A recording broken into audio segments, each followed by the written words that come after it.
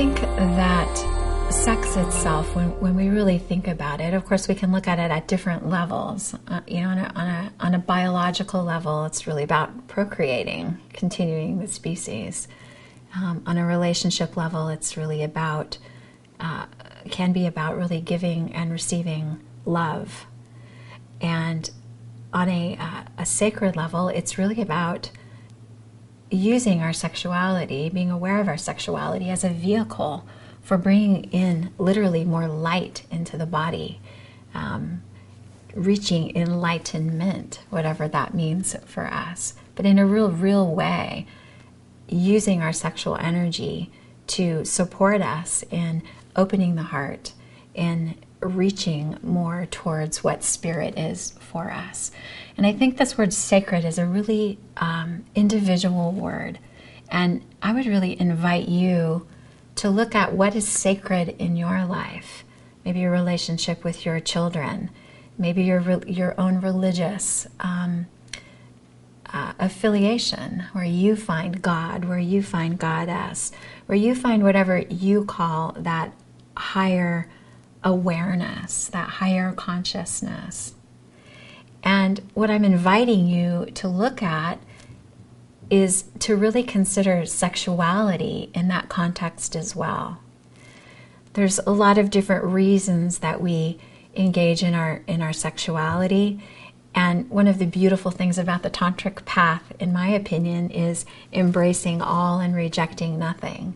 That, the way that you're having sex isn't, if you're considering, hopefully you're a consensual adult, as long as it's consensual in between adults, there's so many different aspects of our sexuality that we get to explore, from the sublime to the mundane. But to really consider that when we come together, whether we're self-loving or whether we're loving with another, that we're accessing our sexuality as a way to really access this miraculous energy, this miraculous connection that we have with spirit.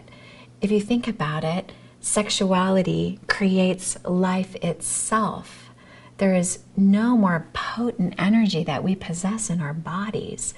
You could say there's no more potent energy in the world than that. What a miracle. And when we start to really look at our sexuality as a vehicle for our awakening, for awakening to greater love, awakening to that sense of unity that we might find together with partners that we love, that takes us out of that human experience into that feeling of the divine. These are the things that are possible for us when we start to engage with our sexuality in a more sacred way. And we're going to continue to talk about more practical ways to do that in your life. But to really just hold that sex doesn't have to just happen below the waist. Yes, it can be just a physical, two bodies together, and that can be sacred too. That can really be sacred as well. But that sex in and of itself can be such a vehicle for deeper love, for a deeper connection with our own divinity and the divinity in our partners. That's what's possible. That's what we mean by sacred loving or sacred sexuality.